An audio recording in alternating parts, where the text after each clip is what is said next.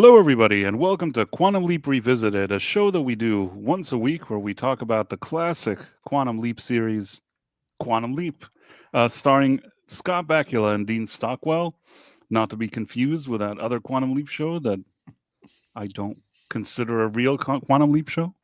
But in this original series, the one that ran from 1989 to 1993, this is the 21st episode of the fifth season, making it the pre-ultimate. What's the word? Penultimate. Penultimate.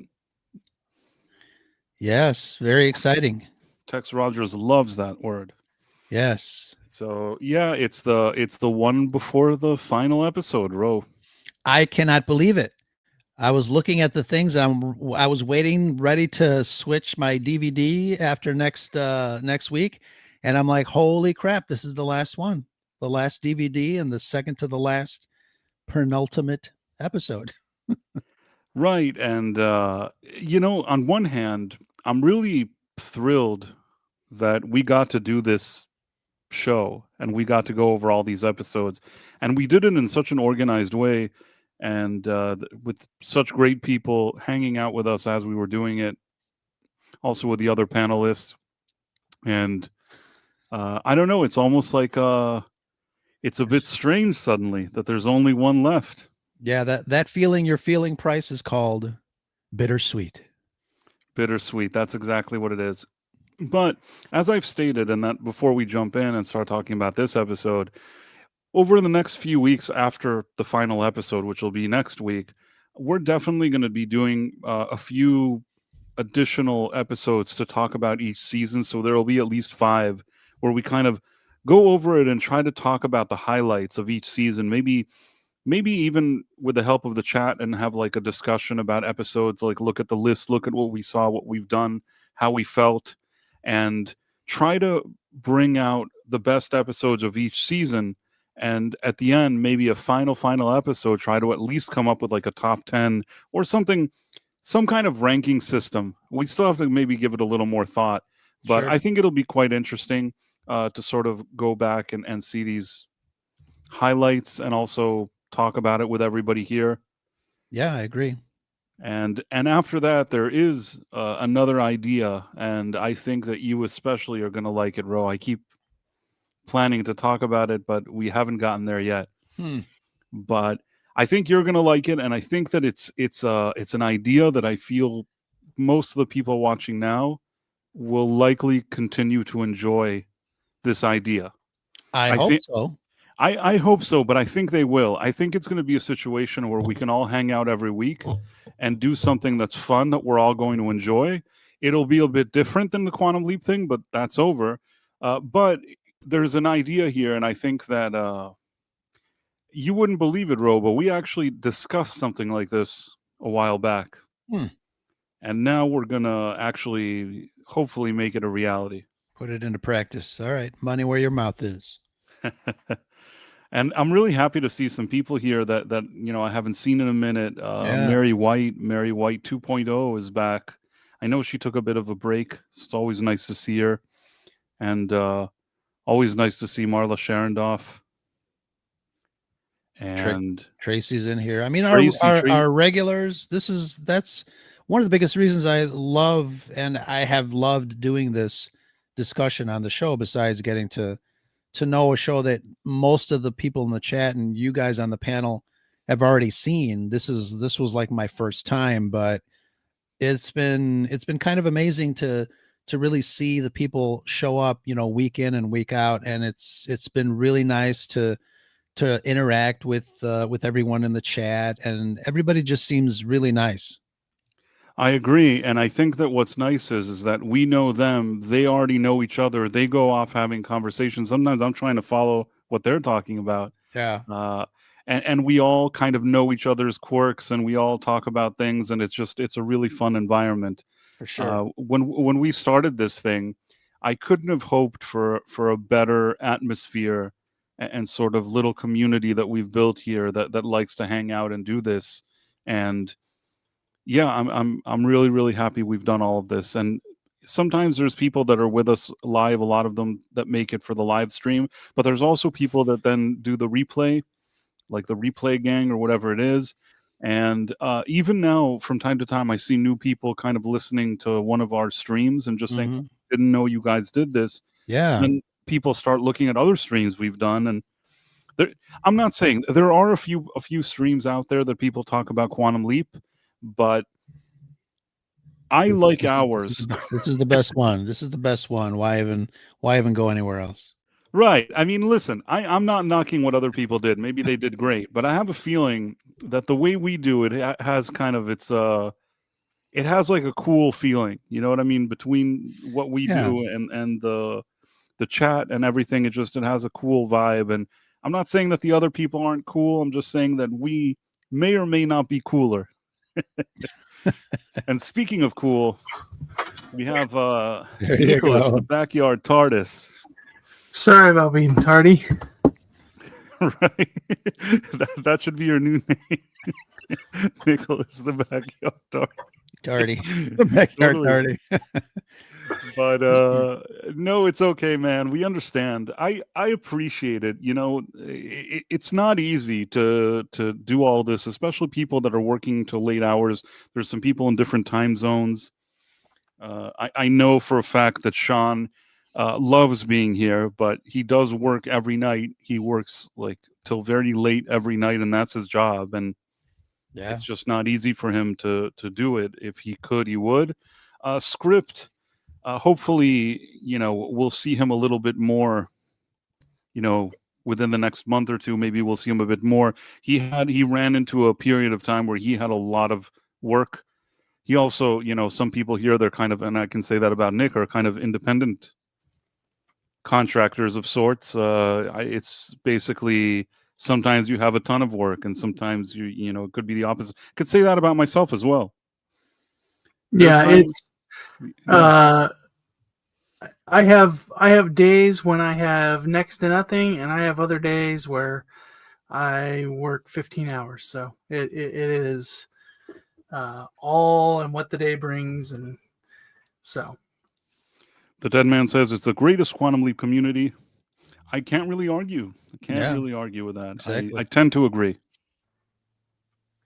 And he also says I'm like for the quote from the thing, and Mary White says excellent callback. Yeah, it's a classic episode. Anyhow, this week, You know, one of the things that I think Quantum Leap is benefited by the fact that it doesn't have that big of a community, that makes it a little more quaint. And I think the reboot doesn't have as much, you know, like something like Star Wars, Star Trek. Like there seems to be those have picked up new fans that don't like the old stuff, and the new Quantum Leap just didn't get traction. So there's not that battle in the fandom like there is over other stuff.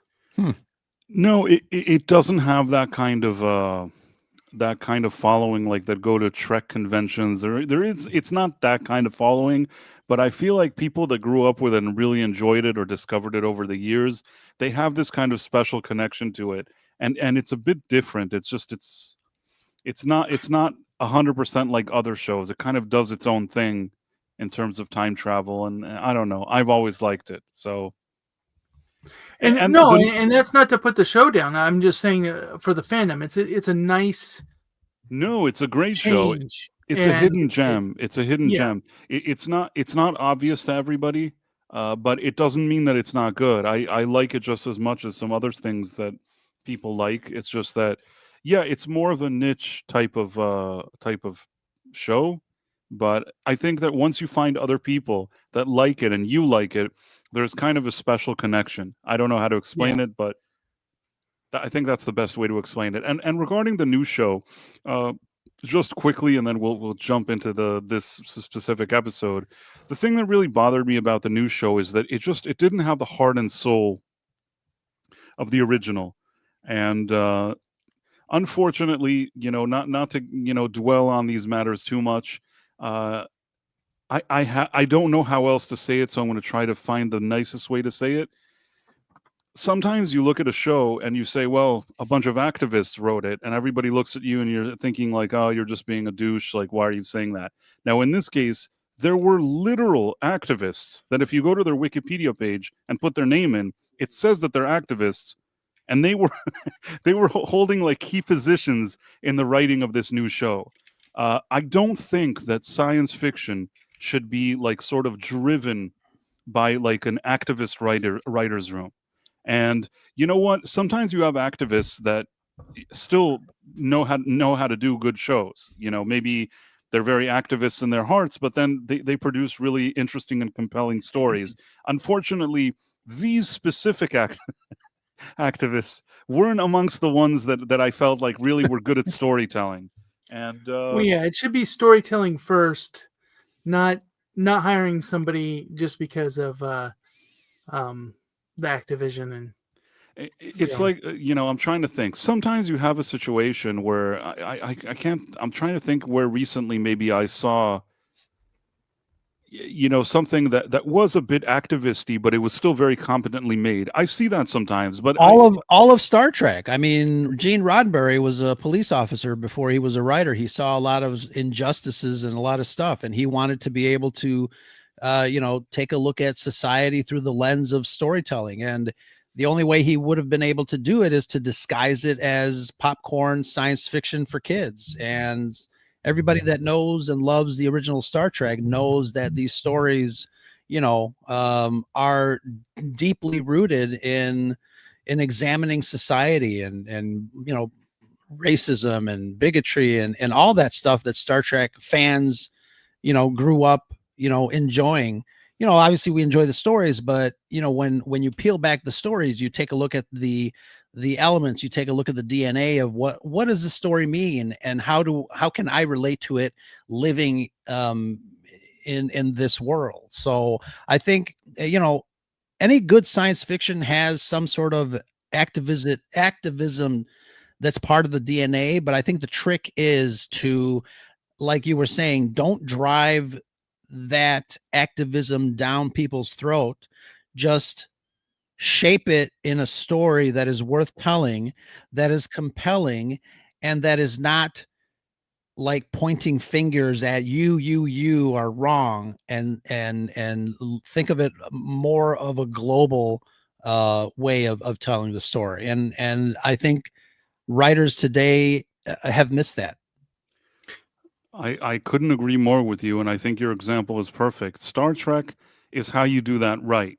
It's how you have maybe ideas of things you want to address, but you can watch Star Trek, not really think about real world current events or real world politics. Enjoy the story they're telling you. Now, could it open your mind and make you think about certain things? Sure. But it's not lecturing you in a way that you can't even watch it because it just feels like some kind of PSA lecture.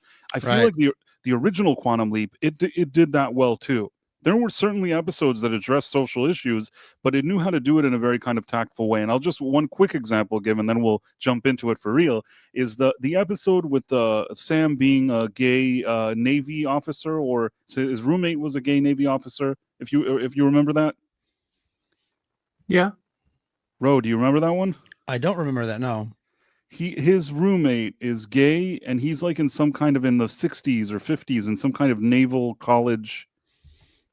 He's like he runs track and field. Oh, or something. Yeah. That I remember. So basically, in that one, the whole idea is that they were trying to talk about a current day issue at the time.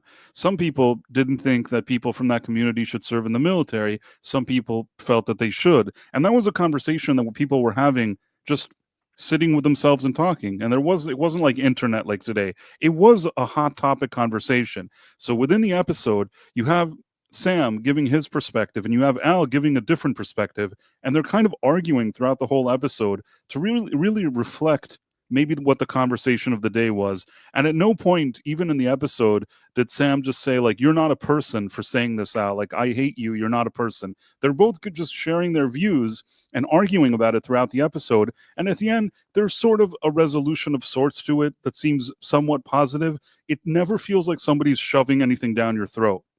And the same thing they tried to do with this this new series, and they wanted to be a girl who was transitioning, who used to be not a girl, who wanted to play on a basketball team. And throughout the episode, anybody that says that, you know, even mentions that maybe is it okay for this person to play with the girls on the team, anybody that says that, it is immediately persona non grata, like Mr. Villain. You know what I mean? Like they don't have a conversation about it. They're not saying like, okay, well, I feel this way about it, and somebody else says I feel that way about it. It's like there's only one way to feel, and they're explaining it to you from the first frame, and you better say that everything they said was great. And any character on the screen that has one thing to say that's not like exactly the PSA that they're giving you, then that person is like the biggest villain. And I looked at it and I thought to myself, this is the opposite of what the original show would do. The original show would tackle this in a much different way, and let the audience also think and maybe reach conclusions and even see a few sides of the story. But that's just not of no interest to these kind of modern day writers. And I say the same about like Discovery. Somebody mentioned Star Trek Discovery. Tried watching that. I don't even know what that is. Honestly, I think you guys watched it more than me. I looked at a few episodes. I said, this ain't Star Trek. I don't know what this is. Me, Price. I think I watched like 2 episodes. That was it. Like I watched it. I'm like, I don't know what this is. I'm never watching it again. I think Ro was more patient. Ro was like, I want to stick with it forever. Yeah, I watched the episode that was on cable network TV and then never. Yeah, I watched way more than I should have, but. Well, before we move on to the other, let me put it this way, to kind of sum up this by putting on a completely different trade. So I'm a locksmith, right? And you want your locksmiths to be good, honest people, but it's more and equally important that they actually be locksmiths. So you want your writers to have this depth, to be able to have messaging and, you know, make stuff that actually impacts and has this lasting legacy. Like we think of when we start going into what's the top 10 and stuff like that, I have a feeling that a lot of those ones that really hit those social subjects, that those were impactful episodes, but they got to be good storytellers. If I come to your door and I'm an honest person, but I can't actually get the door open for you, what good am I as a locksmith? These writers today, they might have messages. Sometimes the messages are good and great, but if they're not good storytellers, what's the point? If we're not engrossed and the audience is turned off and they stop listening. So that's the important thing, is that they need to be storyteller first, activist second, and so that they can weave that in successfully. The Dead Man, I watch all of this go, unfortunately. I do feel bad for you. And Nick, what you're saying, and I think that this is the problem. Back in the day, and Ro mentioned it, somebody like Gene Roddenberry, or even we were talking about these kind of issues in Quantum Leap, whether it's Belisario and Deborah Pratt and the type of quality of people that were working on this show, that really were trying to open people's eyes and create good conversations, but never forgot that there was a format here, and there's a science fiction show that they have to stay true to with lore and mythology. Yeah, the 5th season, that kind of went off a cliff, but in any case, I do feel like there was so much more nuance, so much more thought into it, and that's really what I don't like about modern writing. And that applies to the new Quantum Leap, that just didn't have people really passionate about sci-fi. You need people that actually know sci-fi and are passionate about it, and I just feel like we're not getting enough of those. But at the same time, we have this episode, Memphis. Before we lose Tex. Tex is already annoyed. He doesn't understand why we've spent this amount of time talking about something that wasn't the episode.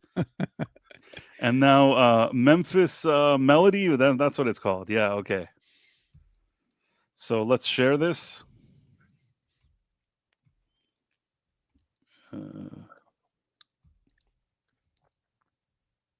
Share screen. Matthew McGee, that's hilarious. Tex isn't putting up with this Star Trek talk. We've annoyed Tex enough for one day. And okay, so we're here. I embiggened it. Can we there is one kind of thing that I wanted, I guess I can say it later, but I wanted to see if we can get like overall thoughts on this episode, just on the surface before we start. Sure. Yeah, you go first. So, not realizing that this was kind of like towards the end, I feel like if they could, so I enjoyed this episode. I enjoyed last week's episode. And I feel like whoever was telling the writing team and the production team to shake things up a bit, I feel like they realized that didn't work, and they went back to kind of trying just really more traditional, solid stories. And I feel like the last couple of episodes have been that. This for sure has been. And I feel like, unfortunately, that premise of too little, too late might have what happened. But if they kept on going with this road, maybe we would have gotten a season 6. But I really enjoyed this episode in the long run. Nick, you give your thoughts.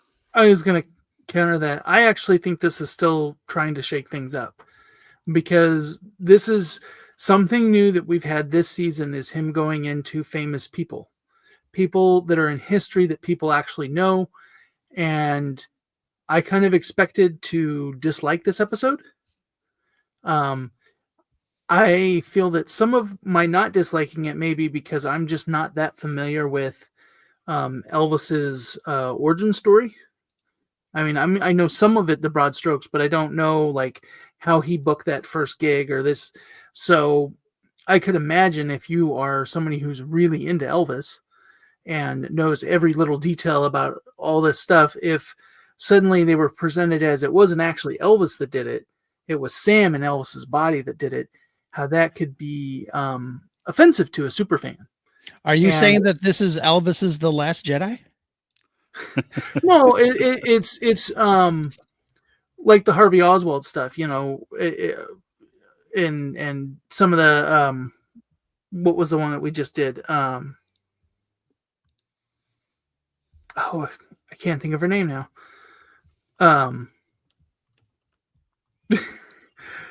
Help me out, Bryce. Who was the famous movie star that Marilyn Monroe? Yes, Marilyn Monroe. I don't know why I was blanking, but like he's the reason why she died later and not earlier, and that's establishing our history. I could see how, because I know people are fanatical in their love of Elvis.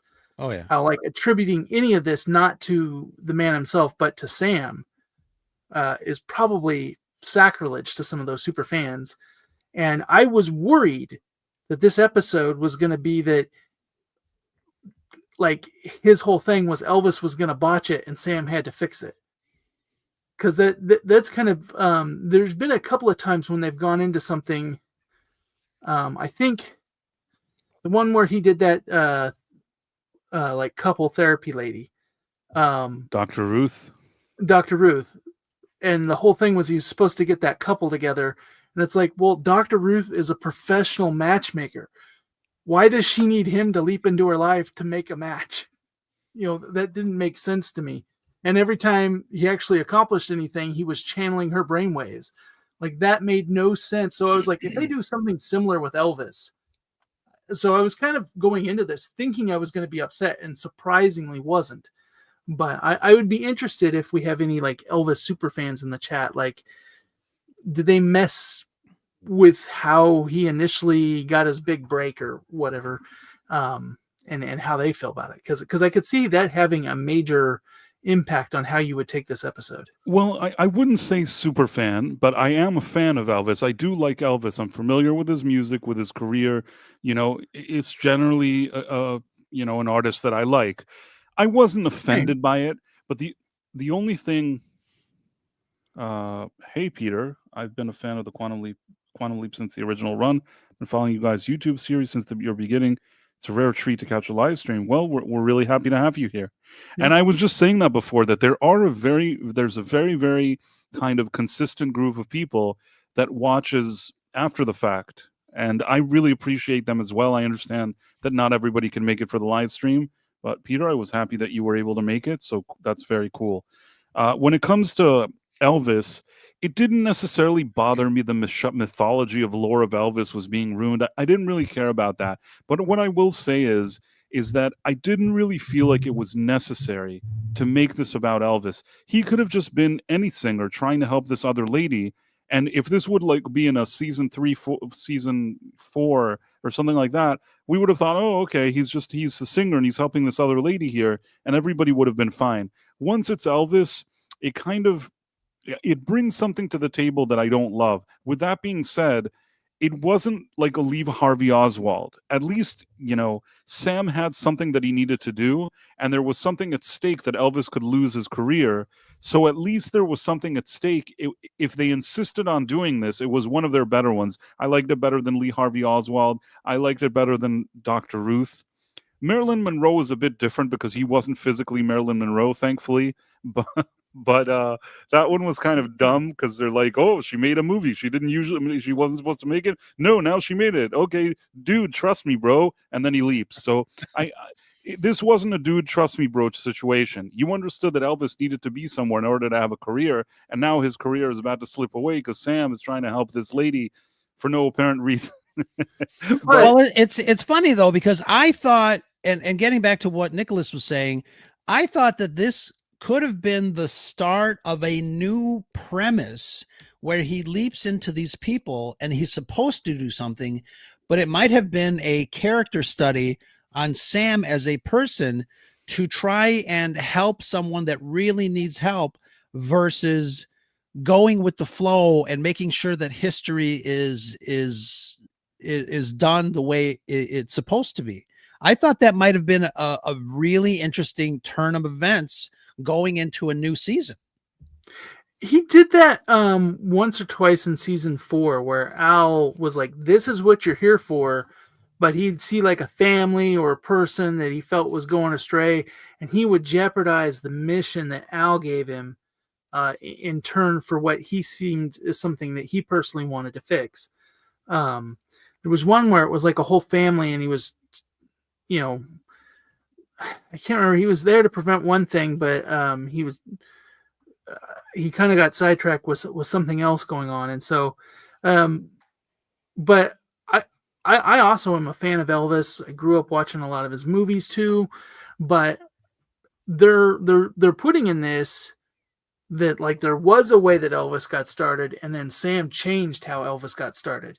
And I didn't do the research. I don't know if the way that the show showed it is how he actually got started. But I just look at it as this is taking a swing because you're messing with somebody that's that famous, that big. You're right, but the average Joe, and myself included somebody that listens to Elvis and knows whatever, I don't remember if he first met the guy in the coffee shop or in the not coffee shop. It doesn't really matter to me. You know what I mean? I think that it's a swing. You're right, but it's a minor swing. It's minor enough for not. Imagine if this was George Lucas that he leapt into, and it was, something with how he got Fox on board or something like that. Us super nerds might take an issue with it. I know people, and there's, they go to Graceland and they do, it is. Yeah. And I get your concept, your question here. And it really does depend on, how far you want to not enjoy this episode, I guess is what I'm saying. Cause I just like Price, I didn't know what the history was.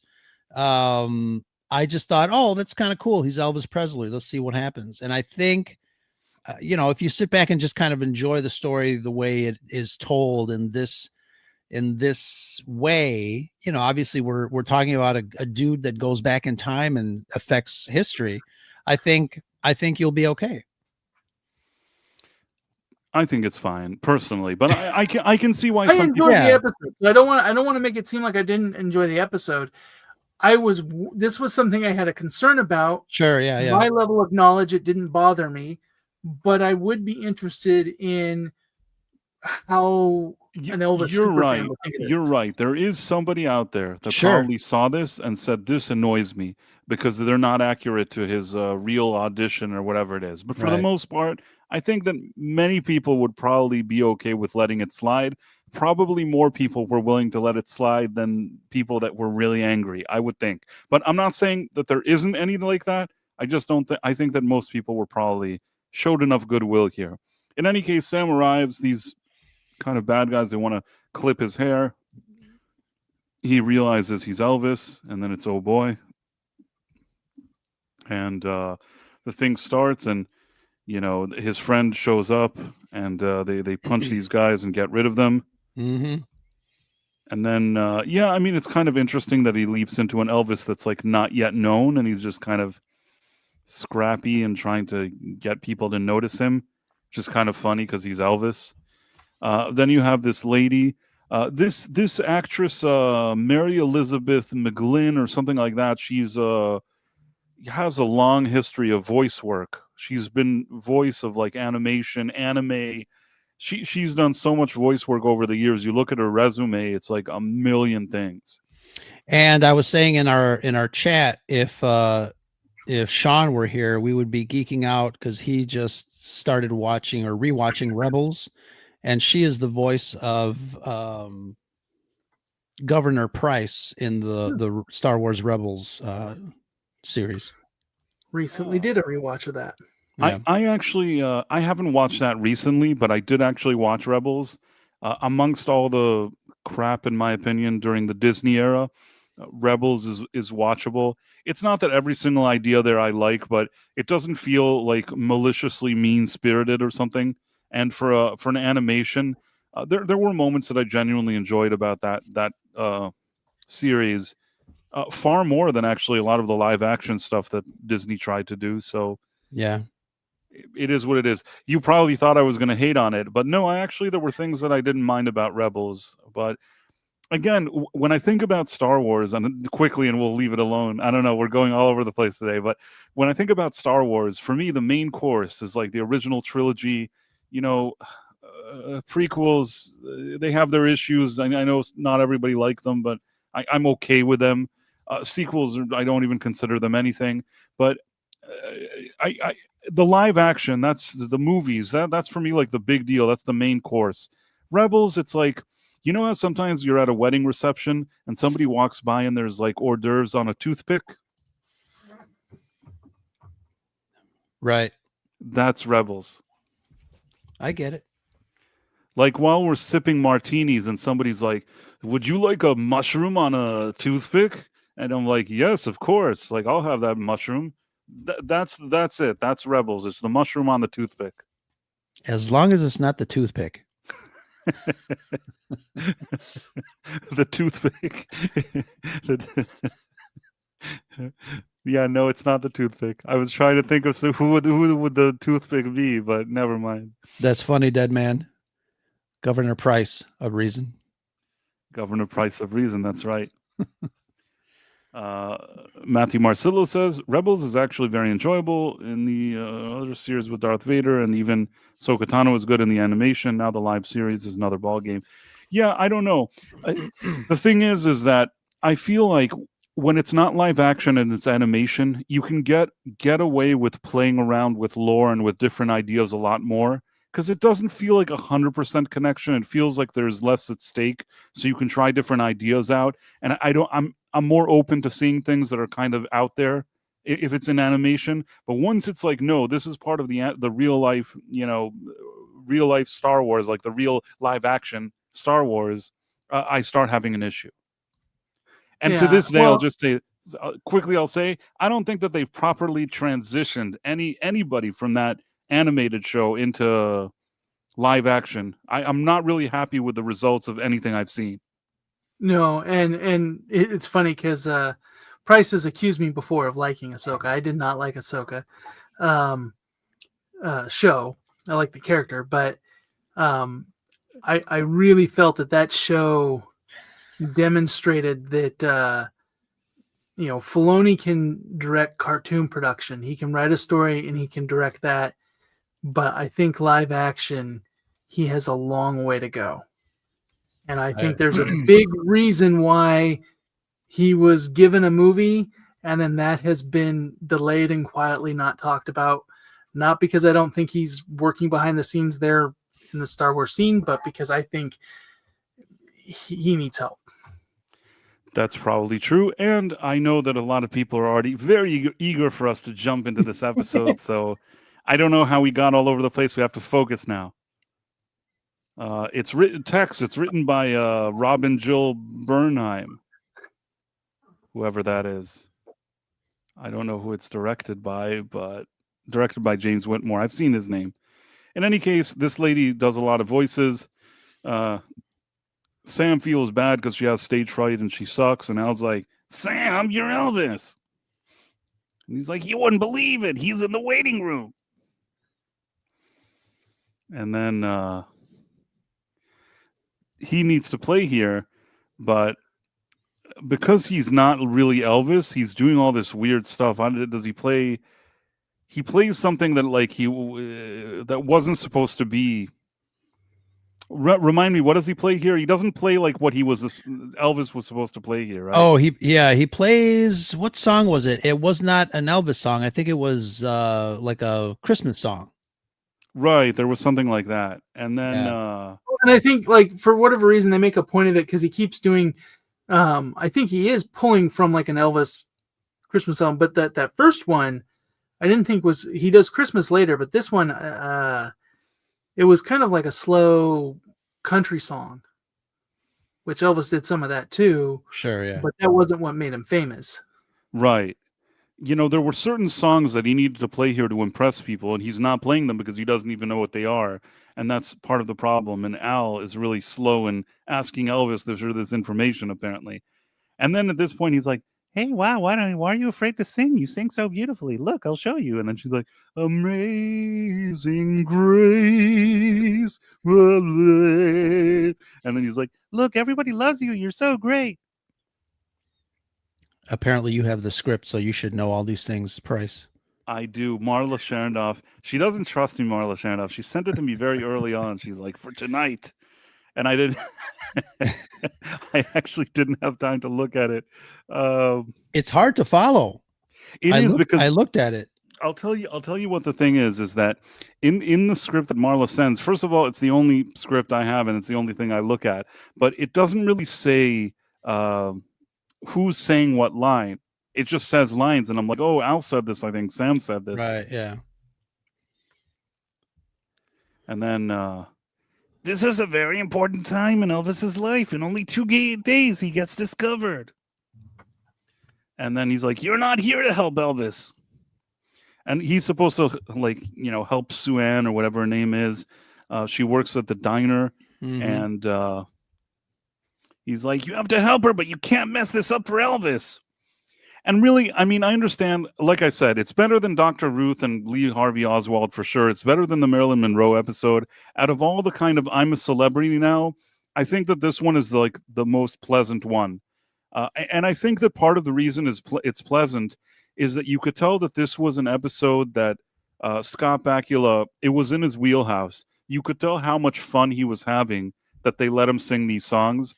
And this is exactly what he loves to do.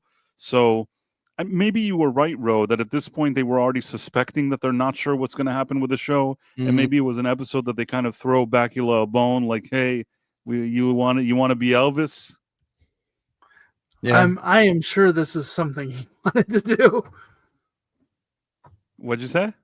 I'm sure with his music background, this is something he wanted to do. Obviously. I feel for like a long time, maybe. Yeah, I mean, as opposed to like Lee Harvey Oswald was just like a bummer and all those and Dr. Ruth, like he gets nothing out of it. Here you could tell that he's pleased that he's doing this. Like this is exactly what he enjoys doing. And they gave him a few episodes like this throughout the series. You had the one that he's like a rock star. You had a few different things. This Elvis thing really, really gave him, you know, one last ride when it came to kind of a musical performance on the show. And I didn't mind it. Is that really is that really him singing? Because of course. I mean, I know he's multi-talented, but the timbre of his voice seemed to kind of dip a little lower than what I'm used to, even when he is singing. I believe I'm 99.9% sure that that's him singing and Yeah, that's doing cool. exactly this. And sorry, bro, Price just dropped a big spoiler. He will be doing no singing in next week's episode. Yeah, I don't think anybody was expecting that.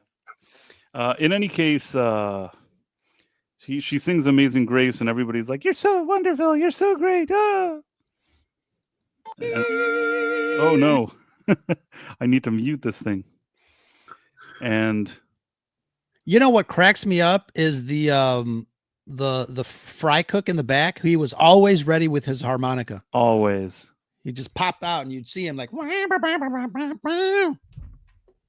know if that's a harmonica. Well, and there's, and I do know this a little bit from Elvis's story, and we get it from this gentleman here, is that this is kind of considered a lower class diner.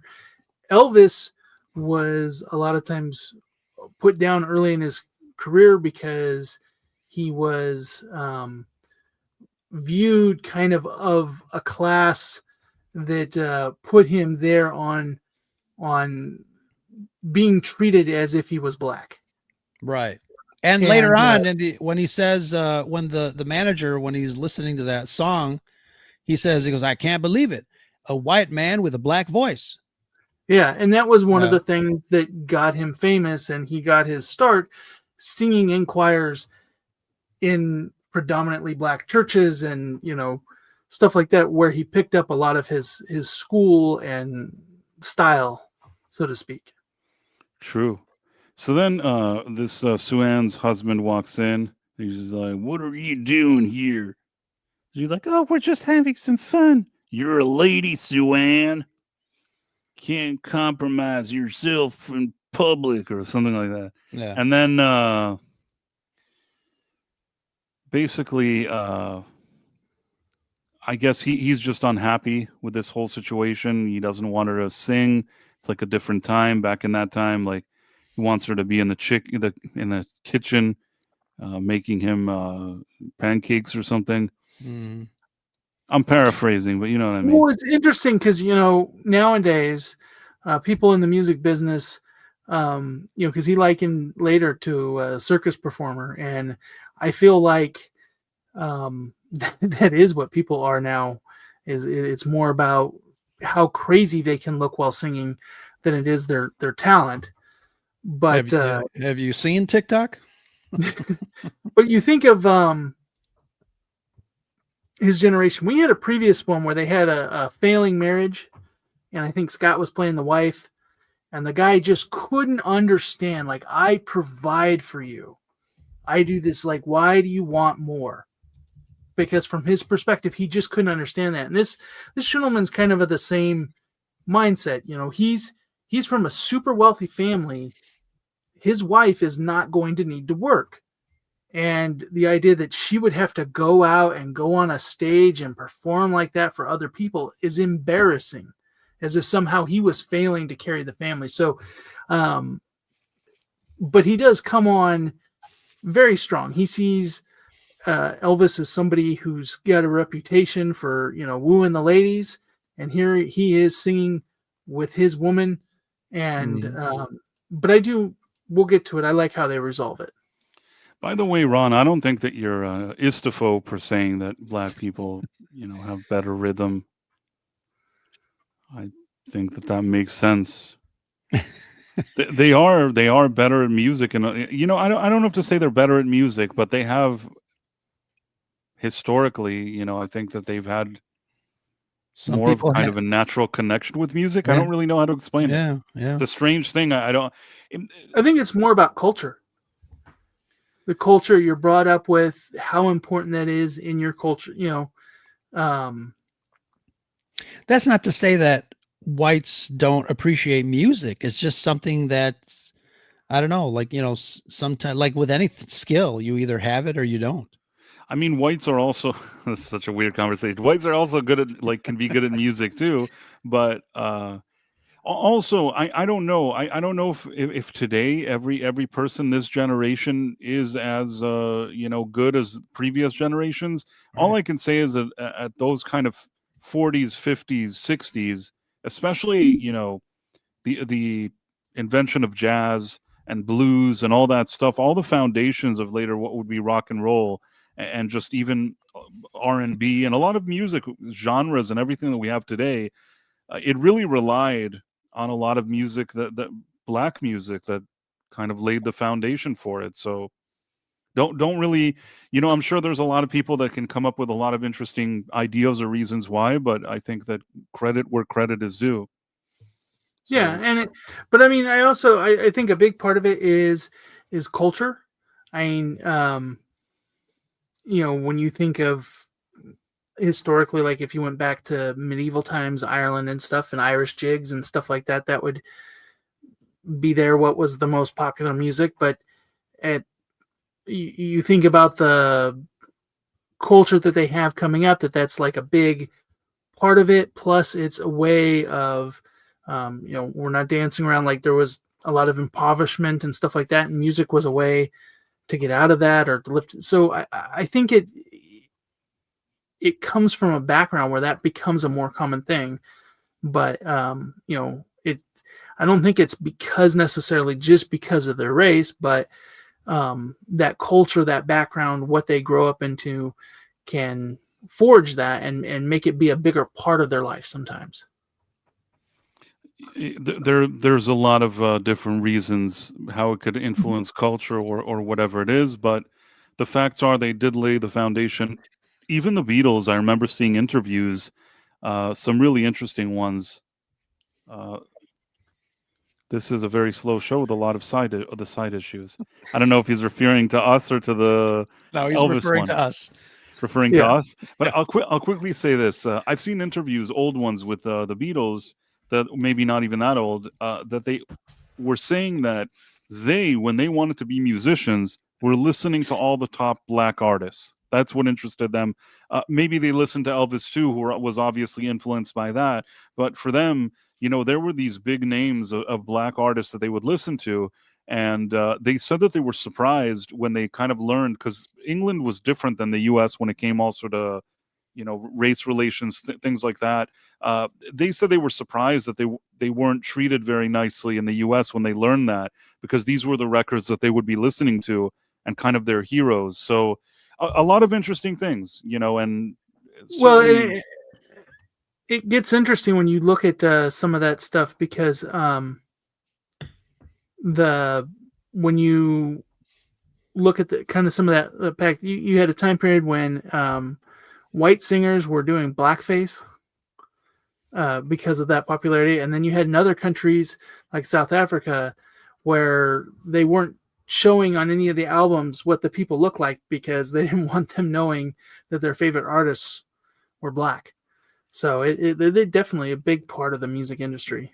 don't worry, Tex. We're back on track now. We're back on track. Don't get upset, Tex. In any case, he's like, Sam, you gotta help Sue Ann. She's gonna marry that nozzle, and he's gonna slap her in the face. And then he's like, unbelievable. He's like, Mama, I'm gonna be bigger than Dean Martin and Pat Moon combined. Oh, son, you can't be bigger than them two together. No, Mama, I'm gonna be the biggest, and you'll see. I'll buy you all this crap And a home and a home that you can And put then, your crap in. I'm doing the best that I can. And then What one thing that I always found, what do you call it, frustrating when Sam switches with the person that he switches with, is that they don't, like, Sam doesn't inherit their skills, whatever they are. And I wish that he did, because it would move the episode a little quicker. It would allow Sam to kind of just skip to the chase without all of this like double talk of like, oh, I don't know if I can sing this. I don't know if I can sing this. It's like, you should be able to, because you're Elvis Presley. But that's my little hang up on the gimmick of this show. I agree. Matthew McGee, I love that old mic too, and say hi to Chrissy. And yes, you're right. It's also kind of selective. Sometimes he has the skills, Yeah. sometimes he doesn't. Also, they established in the past that he can play like multiple instruments, and he's really talented. And even Al's here is like, Sam, we programmed all these songs into Ziggy. You know them by heart. And he's like, well, I don't remember them now. I have to do a different one. And then like. Yeah. He doesn't quite impress her with like the song. He's like he's doing some Christmas thing, and he's like, once he's done, he's like, because he knows that she works for that Mr. Phillips guy that he needs to play the song for. He's like, you'll play it for Mr. Phillips? I don't know. I don't think he likes Christmas. Well, there's a regional talent show, and you can come see me, and a lot of big acts perform. Well, maybe I'll do that. Sam, you're getting to her. You're back in the game. And then, she's here and they're doing this talent show. And then she sings and she kind of messes things up. Mm-hmm. So he pops in. And then this is almost like a tip of the hat to Johnny Cash and June Carter. Right. They kind of have this kind of, and they're Dynamic. oddly, even if you watch like the Johnny Cash movie, there's a scene kind of with the way that they're with the mic here from in back of them. It kind of reminds me of something you see in Walk the Line. So Right. Yeah. That's what I was thinking of too. Is this episode really brought me back to that movie? I wonder to myself, I know this is a crazy thing to say, but while watching this episode, I thought to myself, did James Mangold actually watch this episode before making that movie? Because I almost feel like there's a little bit of the vibe here that's really reminiscent. But I'm not saying that he necessarily did, but if it turned out that he did research and tried to find things that people were doing about like Elvis, about different things, if he ran into it, I don't know. But it did really give me that vibe of like the June and June Carter and Johnny Cash thing. And of course, everybody's happy. And then the lady's like, you guys are great. I'm going to see you tomorrow at the audition. And then she's like, I'm so happy for you, Elvis. She's like, no, you too. You're half of the act. Now it's like you're a duo. And then Al's like, Sam, you don't want to be Donnie and Marie. What are you doing? Which I thought was kind of funny. Yeah, his disdain for Donnie and Marie. Yeah, it was like the world was never ready for Donnie and Marie. Yeah, I thought that was funny. And then this guy that saw like she was all over Elvis and kind of like kissing him and whatever. I mean, I know he's kind of a jerk, this guy, but she did kind of kiss Elvis in a way that was not 100% friendly, if you know what I mean. Mm-hmm. Yeah, and that wasn't on Sam, but like, they give some story of what their marriage was going to be like and what kind of guy he is. So he's not a great guy. We know he's not a great guy because he's going to smack her around. He's going to divorce her after 2 years. But obviously, friendly. If she's engaged to him and she's just like, oh, you helped me so much. And then that's what she does is she just starts kissing Elvis. Like, yeah. It looks like she's kissing him on the lips, or is it to the side? I don't really know. It's questionable either way, especially back in that day. It seems very, if you're watching from the angle that the fiance was watching, this is not a good look. Right. If you're giving somebody a peck on the cheek as a thank you so much, you usually don't wrap your arms around them. Yeah, no, that even in like 2025, if you have a spouse or a fiance or whatever it is, and you see her kind of doing that, it's not a good look. It's difficult to explain that situation, unless you're Scarlett Johansson. I'm just saying that because she was kissing this other guy on the red carpet all the time. Anyhow, this guy shows up and he's all upset. He's like, what are you doing? You leave my woman alone, yo. And then like he punches him and like they get into a brawl. Yeah. He's like, you're playing dirty. He's playing dirty, Sam. And then the other friend comes and yeah, there he is. And then she's like, I can't believe you did that. I saw with my own eyes you attacked him. You brute. I've heard stories about you. And they were all true. Well, it's like she's accusing them of 2 against 1. Yeah. Right. And I had a little bit of an issue with this. I knew they needed to do that to get her upset. Right. But she went over the top. I'm sorry. Sam could have kick that guy's butt. You know, He didn't even bring out his roundhouse kicks. Right? I think they we've lost that skill. established that he is very good at fighting. This is some uppity prep, you know, inheriting money guy, and Elvis wasn't a nothing, like, you know, he was a scrapper. So it's not like the physical body is the reason why. Like, for all intensive reasons, Sam should have wiped the floor with him. Yeah. Yeah, I don't know. There was a lot of things that were strange here, but I just let it slide. Then his mom's like, "Oh, this is about a girl, ain't it? How'd you know, Mama? I know my son." And then she's like, "You're gonna lose your job. Don't worry, Mama. We're gonna have so much money that you won't know what to do with it." Something like that. I don't know. And then she shows up, and the I think the lady didn't even show up to her audition. That's the most annoying thing out of all of this thing. She doesn't show up to the audition. At this point, I was just like, you know, I don't know how to say this nicely with Nick present. I was just like, screw that lady. Yeah, basically. Like, he's Elvis, and she's ruining his whole thing here for her stupid crap. And Sam is just trying to help her out. And yeah, what an ungrateful. Yeah. Not going to say the word. Ro knows what I'm going to say, but I'm not going to say it. Don't say it. I don't want to say naughty words. In oh, the you made him Nick. leave. What'd you say? You made him leave. I did. So. Oh no, Nick, are you gone? No, He's resting his eyes. Did I offend you that I said that she was a very not nice person? No, you didn't. Are you able to hear me? Yeah. Yes, I didn't say any bad words. I need to hop out and back in. My computer froze. Okay. No problem. For the record, I said no naughty words. But if Nick's already gone. Jeez. Ro, should I say what I think this lady is? No. Okay. Because I can appreciate the sentiment, but actually I don't think she would deserve that.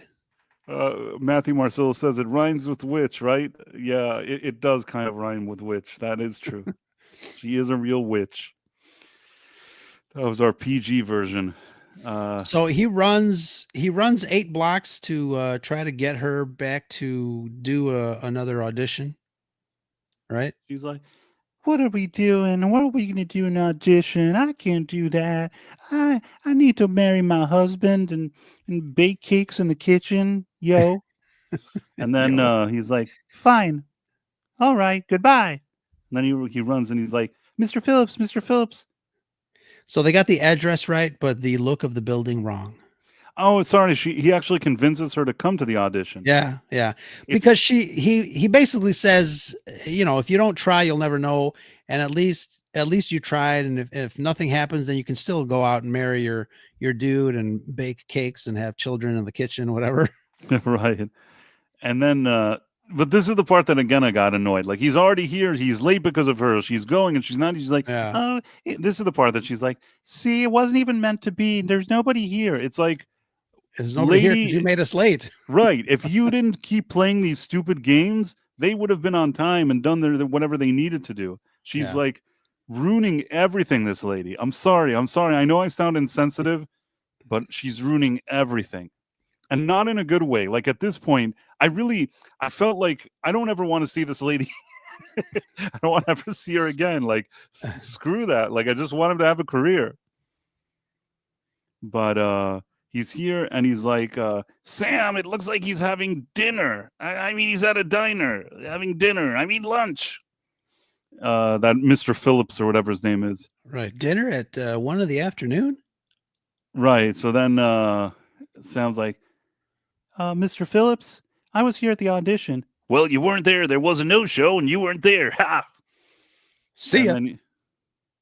He was, by the way, this is a very known character actor. You've seen him in a lot of different things. Most notably, people remember him from the show 24, where he played like a sniveling president, a Nixon type of president. For anybody that remembers that, he's like, "No, but listen, I have to play for you. It's so important. Listen, I have Just to give do me it." 5 And blah blah minutes. blah. And then he's like, "Well," he's like, "I'm in a meeting, son." He's like, "Well, I'll give you 5 minutes. All right, 5 minutes. That's all you got. Let's go next door." And then he goes like next door. And then here he plays actually something like he was telling him that in the original audition he played 2 songs. 2 songs. One is like, I can't remember now. That's All Right, Mama, and the other one, Blue Hotel. I don't know what it was. Something. Yeah. There were 2 things that he needed to play, and he plays one of them, and the guy likes it, but he's like, "Your 5 minutes are up. We got to schedule Yeah, the he's second gotta song go. another time." This to me, I have to call a bit of BS here. If you're a record executive and you've given Elvis the time of day, and he's just like wowed you with one song, I have a feeling you're going to give him the next song. Right. I mean, Elvis was really talented. Like, it doesn't matter you like him, you don't like him. That man, if you're giving him 5 minutes of your time to take a guitar and with his band and like do a song, you're gonna want another song. So I kind of called a little bit of BS on this, but I did. Although like, wasn't he late for an airplane?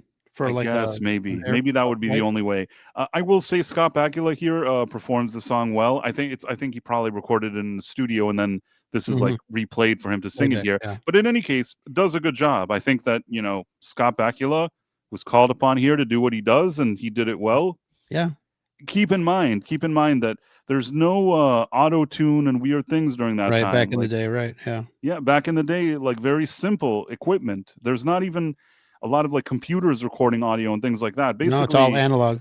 All analog. He's there. He has to sing the song. The people have to play it. He has to sing it. Mhm. And today they can sometimes take an actor even that's not a very good singer and just fix his voice and do all this stuff. Sure. In this case, they didn't need any of that. They just he came out and he did it, and that's kind of helpful that you have a guy that was nominated for a Tony Award for leading actor Right. in a Broadway musical, I believe. I think that kind of helps when you need an episode like this. That's why also, Ro, when you said his voice sounds different, I think he can sing in a lot of different styles. Sure. Yeah. I can see that. It's not, you got what I'm saying? He's not like a rock and roller. He's a guy that was like playing in like Broadway stuff where he needs to be able to do different type of characters. So I assume that pretty much whatever he needs to do, he does it, if you know what I mean. Yeah. Totally. In the rock and roll episode, that needed to be like a little more rock, progressive rock. He did it. And this one, he needs to be Elvis. He's Elvis. There was one that there was like a pool hall where he was playing blues on the piano, was more blues on the piano. Then he's like, "All right, well, I'll see you here next week." He's like, "Sam, he cancels on him. Do something." Or first of all, Sam's like goes too hard. He's like, "No, sir, you listen. I got another song. You can't go. I'm gonna go." And then he's like, "Fine, Al. I have one final idea." And then like he's like, "What song was the one that like did so well?" And then Al's like, "Well, Elvis's first single was "Play House with Me" or something. I don't even know. I think that was it. Yeah. And then he plays, "Oh, just play house with me." Oh, I can't really remember the song. "I want to play house with you," whatever it is. This was a good scene. I like this scene. There was a lot of energy. There's the cook from the back From the with his harmonica. And he's a character that I loved watching him just kind of pop out of nowhere and do musical accompaniment. Yeah, and it seemed like even Dean Stockwell was having some fun here. It's nice that towards the end here, when they were filming these episodes, at least it looks like they had some fun moments. And this looked like an episode that people were having fun filming, if nothing else. Mm-hmm. And then he's like, "All right, you got yourself a good deal, kid. You're sad." And then like and yeah, of course the cook from the kitchen on the harmonica is again kind of funny. And then he's like, "See, I got the contract. It's all done. And you can get a contract too if you just come with me. I set you up with an audition. Now we gotta leave now. You either get in this car or you ain't getting in it at all, yo." And she's like, "Well, I don't know. I need to be a singer. You gotta get in the kitchen and flip them pancakes." "No, I'm gonna go to the audition with Elvis." And then he's like, "I owe you an apology, Elvis. See ya." Why did he give him an apology? It seems like he was a jerk all up until he decided to give him an apology. Because for what? he was trying. I guess he was trying to make it seem that Elvis is a charlatan, and that there's not going to be any kind of contract. But now that he pulled out a contract and it turned okay. out it was real, I he's didn't like, get that. it ain't right for some woman to sing in some stage. What are people going to say about you? I don't also know. I have to think- be able to sing. But wouldn't that still be the case if she did get a contract and it was all legit? I mean, it would go against this guy's wishes of being That's having why- a housewife. What's That's key why is he what he leaves her. says to her right before he apologizes to Elvis. He kind of makes the ultimatum. She makes her choice, and he looks at her and he says, "I can't give you what you want." Oh, And so that's when he apologizes to Elvis.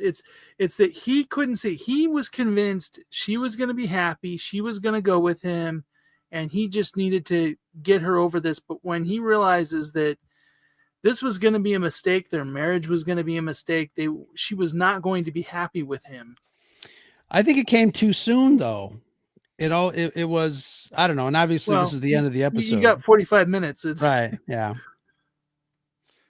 Yeah, that's true. I think that this could have been resolved better, and then Ronda and Pharaoh should have apologized for not beating that guy.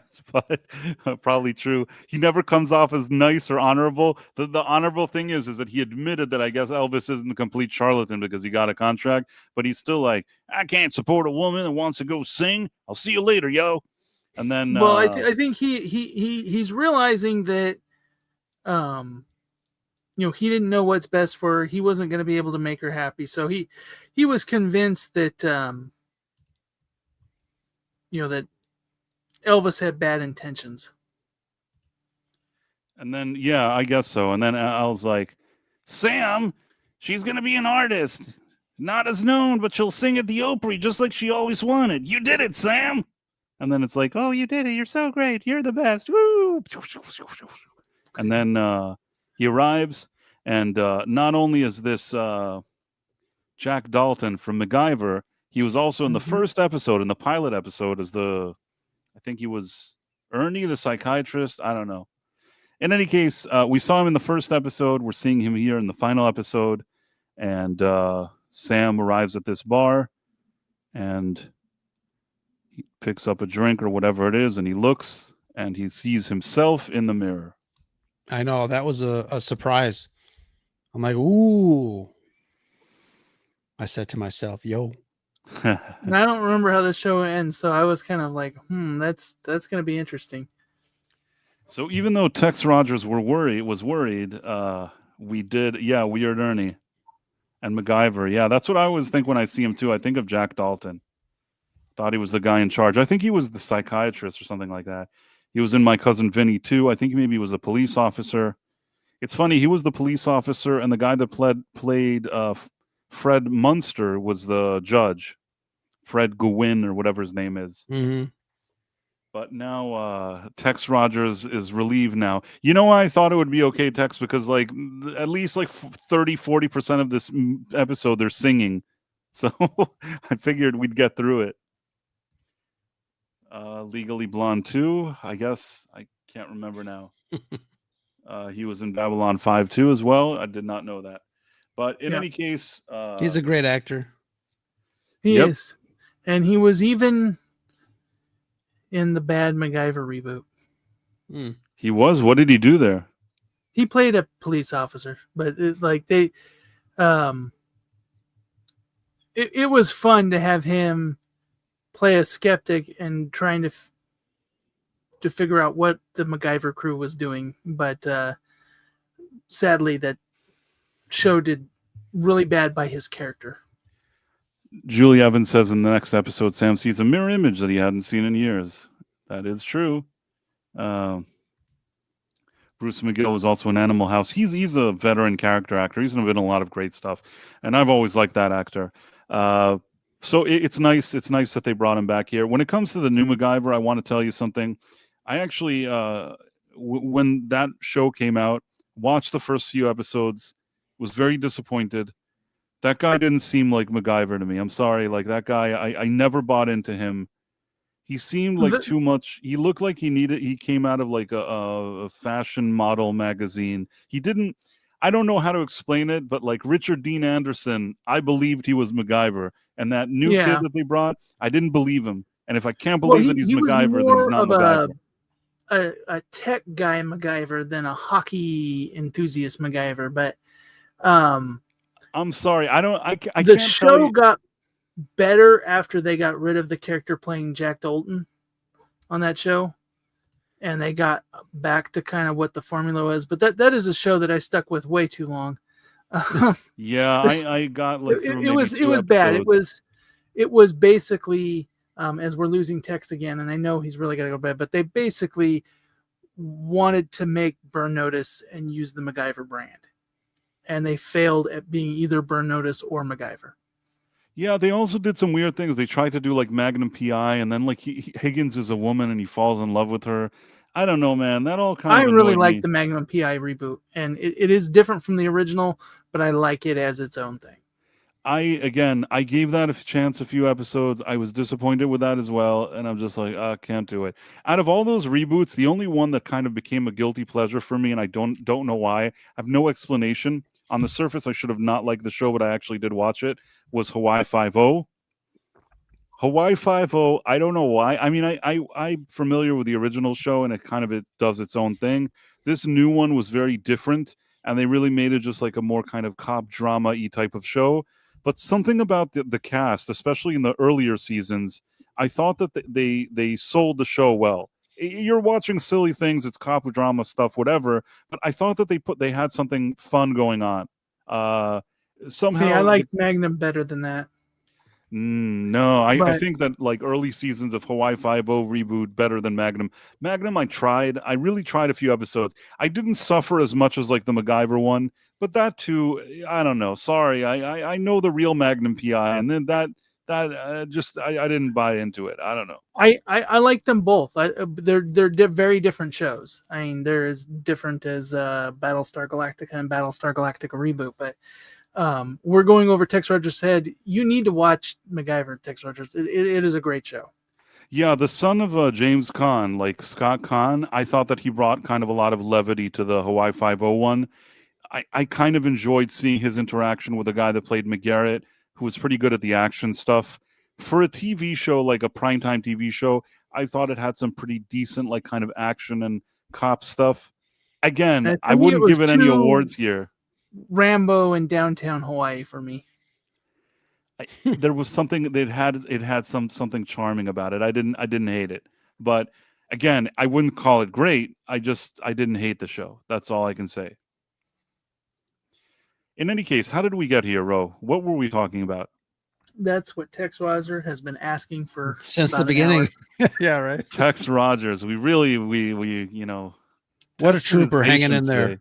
Yeah, we tested Tex's patience. Another great today. one, Tex UFO. That's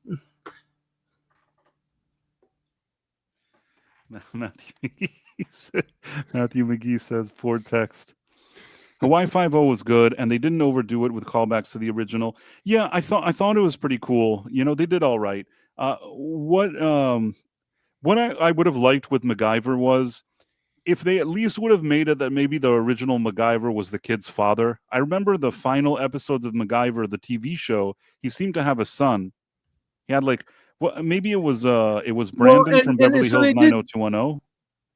Like they did that with Murdoch. They brought back the original actor to play Murdoch to be the guy that trained Murdoch, and had an episode where Murdoch, the original Murdoch, and the new Murdoch were trying to kill each other. So they had fun with that.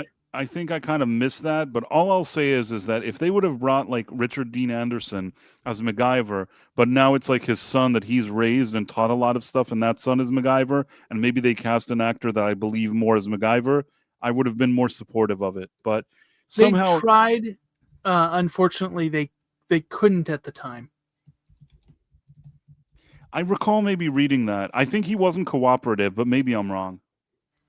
Yeah, he's recently kind of come back into, because he wouldn't do anything for any of the Stargate stuff either. But he's now back doing conventions and stuff. But he had like some health stuff going on, some family stuff going on. I didn't know that. I did not know that. So it is what it is. All I know is that Tex is trying to figure out. Michelle Ferry, the topic roller coaster ride tonight has been interesting-ish. And Ish. Texas trying to justify why we're all over the place. I've never seen the MacGyver. It's because Megan we're guy at the reboot. next to last episode, and we're just trying to make it go on and on and on. Well, we enjoy Sorry. hanging out with everybody here, and hopefully at least some people enjoy us hanging out. And yeah, also, like I said, this episode was very straightforward and simple. There wasn't any kind of reinventing the wheel. It was very, very simple. Yeah, Now, I agree. personally, I didn't mind the idea of him trying to save a woman who's going to get married to a guy that like beats her up and isn't a good husband and like is keeping her from her dream. Him stepping in, wanting to help her, I like that. The thing with him is Elvis trying to help her. I'm a bit on the fence about that. But like I said, out of all the celebrities, if we didn't have any celebrities, let's say we didn't see any of the other stuff, and they just did this one, I would have thought, okay, they did that one. They did it once. But because this season had like 3 other occasions of it, by the time they rolled out this one, I'm like, oh, another one of these. And thankfully, it's the best one out of the 4, but it's still, And while they didn't mention it, the 2 times when he successfully channeled an Elvis voice and did the songs, and it wasn't like him being really bad on stage singing something real simple and boring. They didn't say it, but it made me think of the brainwave syncing thing like they did on Ruth and so many other episodes. Because he does like completely change his demeanor and go into a more Elvis acting in his stance and in his singing and all that. And that's another thing I think of this season in general, is that anything that they did new, they did it multiple times. And that's what's hard, is it's not been part of the show, and now it seems like once something gets done new in this season, it's being done a bunch. Yeah, I see what you're saying. I agree. I agree with what you're saying, Nick. I think that's a fair point. And Ron Donofero says it's pretty middle of the road. Price of Reason. I'm going to super chat the shout outs. Just save them for the end when you're ready. Oh, okay, great. Whatever is good for you, Mary. Even whatever you do to help is always appreciated. I saw that Rockstar, I think, a few times was trying to help in your absence. Yes. In any case, I guess let's just go one by one and try to, share some final thoughts. And also, we're heading into the finale. So what do you think about this as the penultimate episode? Penultimate? No. Penultimate, whatever episode, yeah. Yeah, it's penultimate. I thought it was okay. I thought, again, like I said, I think it seems like they went back to just, let's just tell kind of a cool story, simple, has some, a little bit of a twist in the storytelling, but I really enjoyed it. I'm looking forward to next week for many reasons. I'm hoping it's more of the same. But I'm getting prepared to really be sad that's how they ended it. And again, I haven't seen it at all. Don't know how they're going to end it. But I've been asking you guys for years to give me hints. I know you guys have not, because you didn't want to spoil it for me. So it'll be a lot of fun next week. Yeah, definitely going to be fun. And we're looking forward to this whole big party we're going to have next week. So, Mary White, first of all, I'm so happy to see you back. That's more important than anything. The fact that you've sent 2 super chats, I'm very grateful for that as well. You didn't have to, although we always appreciate that here. But like I said, we like you regardless, but we're also very grateful at the same time. So shout outs part 1, Tex Rogers, Malachi D. Wildman, Ron Donofero, Michelle Ferry, Marla Sharondoff, Matthew McGee, Kit Kat, Super Mario Brothers 3, Julie Evans. Shout outs part 2, Peter Guz, Rockstra, Tracy Alexander, The Dead Man, Storm King, Matthew Marcillo, Caleb Levine, and Scribe Light. I think I missed Scribe, but yeah, okay. Yeah, he was in there. Nick, you want to give some thoughts here before we Yeah, run away? I thoroughly enjoyed this episode, despite all my talk at the beginning that made it sound like I wasn't going to. I thought it was fun. You talked about did Walk the Line take some inspiration from this? And I think it is the time period and the story. They're looking at the same source material to make both of those, both this episode and that movie.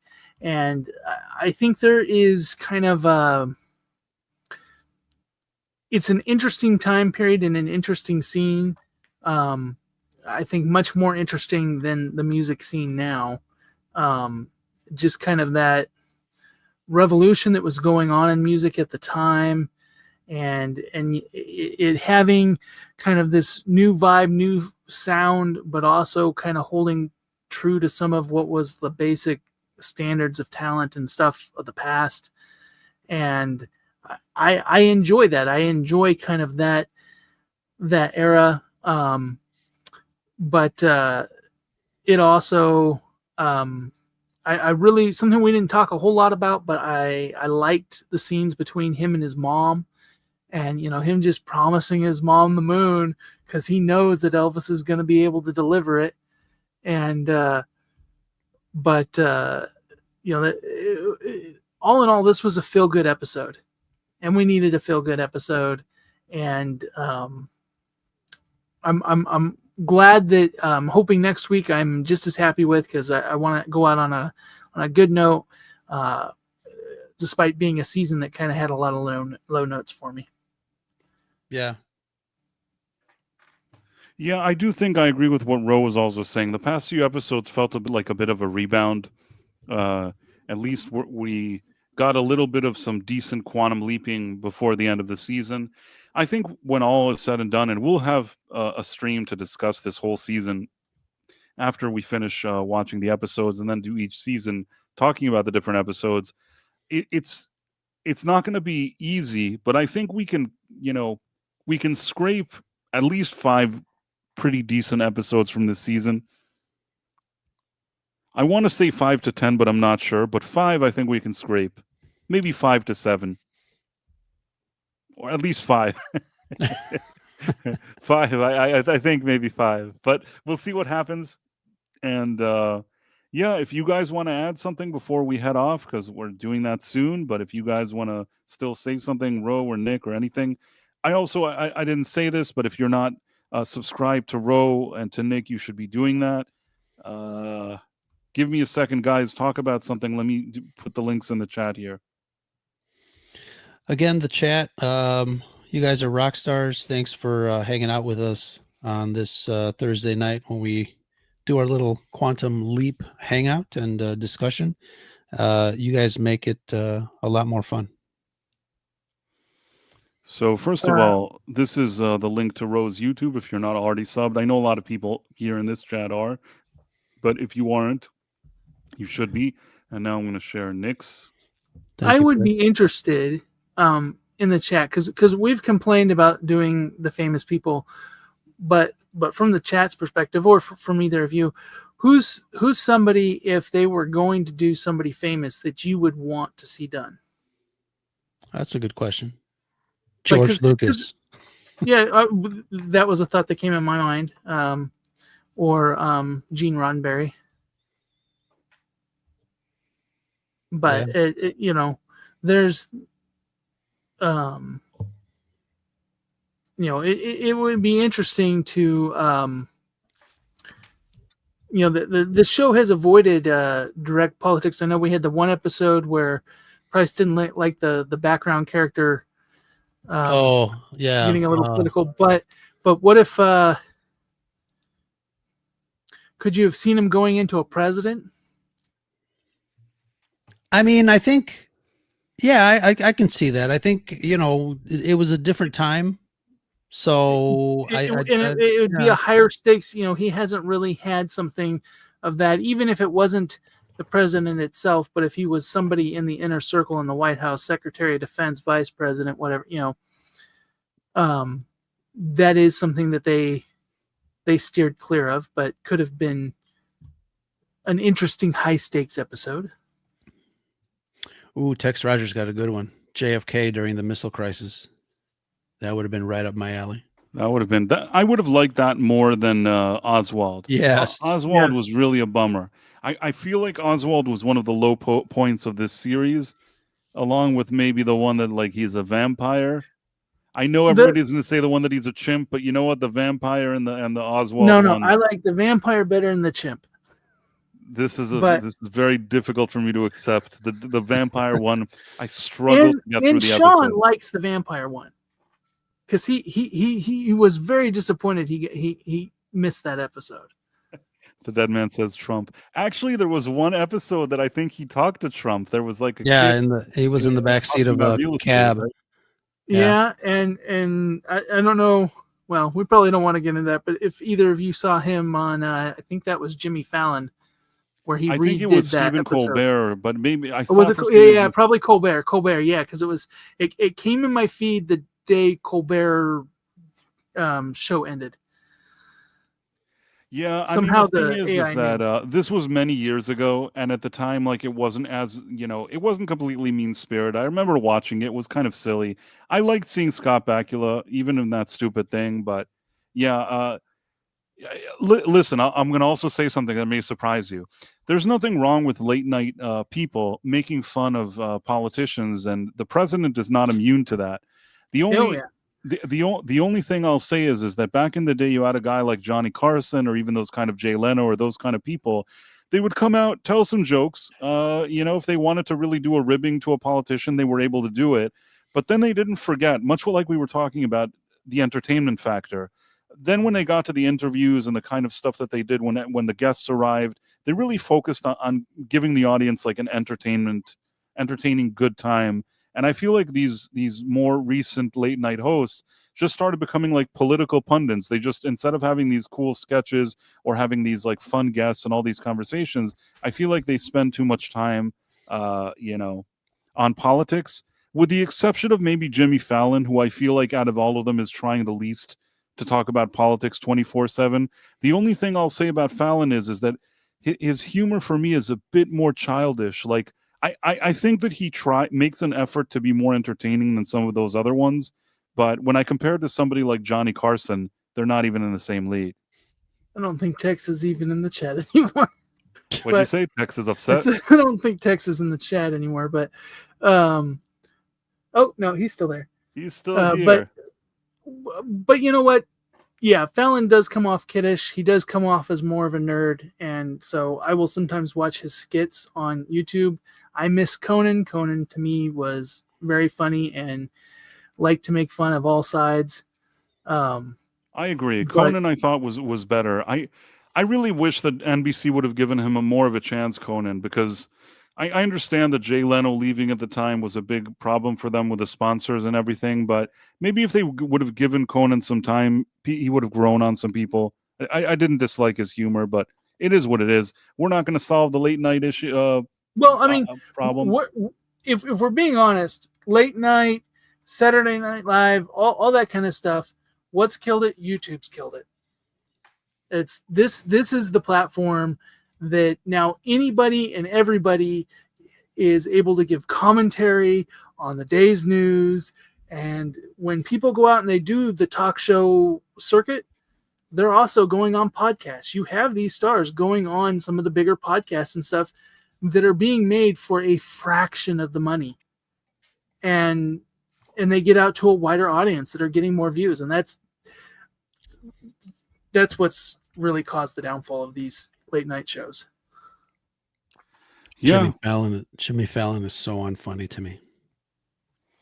I mean, like I said, when I think about Jimmy Fallon, I think that when you give him a musical sketch, like he needs to sing a silly song but do it as Bob Dylan, he'll knock that out of the park. If he needs to pretend he's Bruce Springsteen and sing like some dumb children's song, he'll do that. Dancing, singing, things like that, I feel like that's his specialty. When it comes to like these kind of more sophisticated interviews with guests, that's where he kind of falls short to me. Johnny Carson had this kind of balance where he'd tell the right jokes at the right moments, but also kind of let the conversation breathe and bring these cool guests and have these kind of interesting conversations.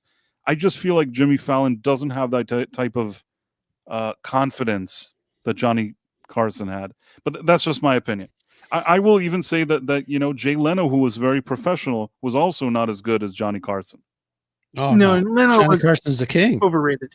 Yeah. I mean, Jay Leno is one of those people that I think he worked very hard. You could tell he's very hardworking and very professional. Sometimes that's good enough for something, and it's not terrible. But nah, it's not the same thing as Johnny Yeah, Carson. I like Letterman better than Leno, but Yeah, you know what? I, I think I kind of agree with you. Leno was more quirky, and I'm a quirky yeah, guy, so I kind of liked but not as Letterman. quirky as Conan. Right.